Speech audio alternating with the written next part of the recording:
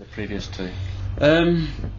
Initially, foremost because we produced it ourselves, and that was a very important decision for us to make. For the first time, we were on our own, and we had we were devoid, if you like, of any other influence or participation, which I think is quite an extraordinary situation for a group to be in, because groups are so used to being pampered and being told and being surrounded by lots of people. But for us, we were on our own in the studio, and it was so easy. It was so easy that the first one was very, very difficult to make for the opposite reason. So we could see things quite clearly, and we knew what we had to do, and we did it. Are the Smiths insular? I don't know. I mean, believe it or not, I'm sure. I've been asked this question before, and I don't really know how to answer it.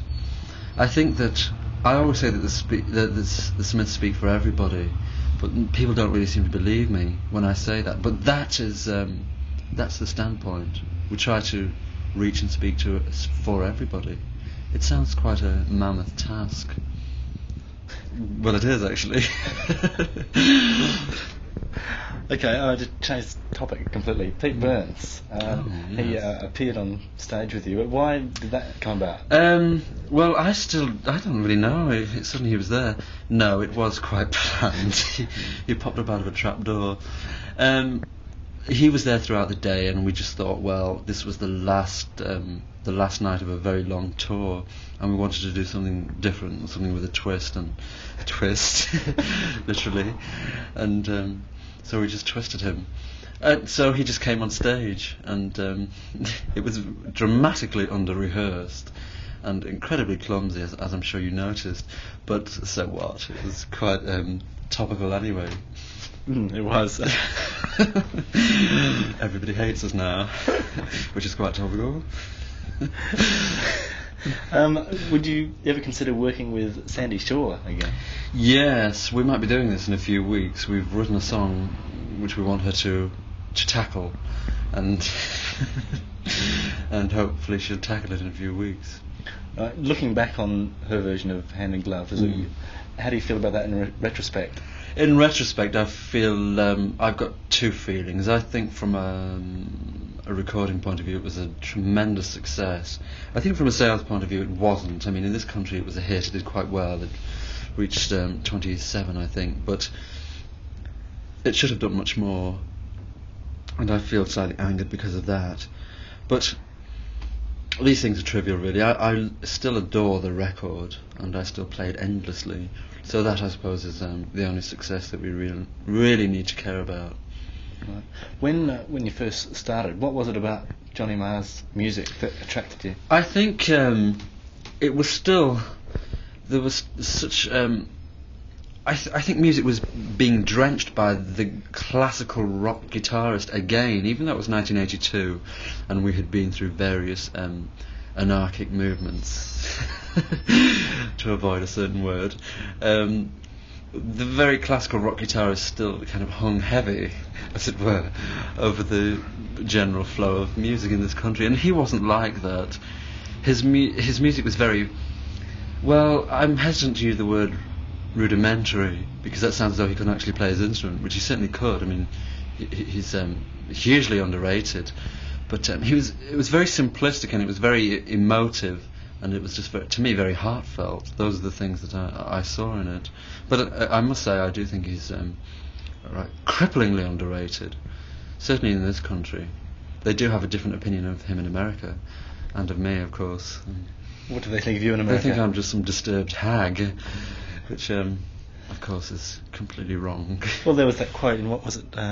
Here we go. Rolling Stone, that you're gay or something like that. Yes, I know. And that kind of you being picked up on by the gay movement. I mean, in retrospect, how do you view that? Well, I just think it's all so untrue, and I think it was so unfair. I mean, obviously, any kind of attack I'll dodge. I'll really dodge any kind of attack, whatever it is. But I don't want to be shoved into a box and put in a category. that's not the whole point. But I mean, that person said that I was gay, and he'd never asked me, he'd never approached the subject, and he himself was a very loud and strong voice in the American gay movement, and I think it was just really wishful thinking on his part. But ultimately people will see what they want to see in the whole aspect of what I do and my motivations. I'm not embarrassed about the word gay, but it's not in the least bit relevant. I'm beyond that, frankly. Right. Well, what do you think you've achieved so far with the Smiths? A great deal, because in England, at any rate, a great deal. The Smiths are critically important. They're important because of reasons that I think I've stated in other interviews. We've never done a video. We've never used any mode of advertising apart from interviews. It was the only mode of self-promotion that we've ever used. And the fact that we can become so successful using no tools or props whatsoever really says a great deal about the foundations of commercial success in England. It really questions many things. And there are many programs that we won't do. There are lots of things that we won't do, and this makes us very problematical and very difficult, it seems. But I think we've challenged the music industry, and we've won, which is quite remarkable, because although the music industry in England still say no to the Smiths, the people say yes, and that's more important to me. I mean, obviously the LP Meter's Murder went to #1 after 3 days of release here, which is quite remarkable because we didn't spend a solitary penny on promotion. So I think it questions a lot of the cemented ethics that so many middle-aged music corporates still insist are quite crucial in music today. Right. So in that way, do you feel any kind of empathy with that particular movement of a few years ago that you wouldn't? That we haven't mentioned. I do feel empathy, but I think I just feel anger because it was so short-lived and it was so unmemorable. I mean, I can't really remember any of the songs that counted. I think it was just. I think really, in retrospect, people were just so shocked that there was any kind of mobility, and there was an uprising, regardless of what it was doing or saying.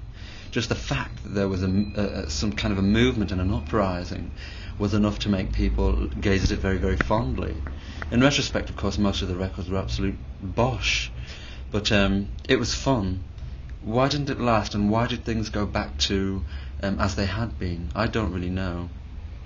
Do you? Well, don't have to ask Arthur C. Clarke. Right. Does success for you equal power? Yes, it does. But this word power, of course, is quite flexible, and it means several things. I mean, not for fascist reasons. I mean, not yet, anyway. I mean, I'm not some budding Hitler or whatever. But power to be seen and to be heard, the very kind of fundamental things. It just means that obviously you can persecute more people, for instance.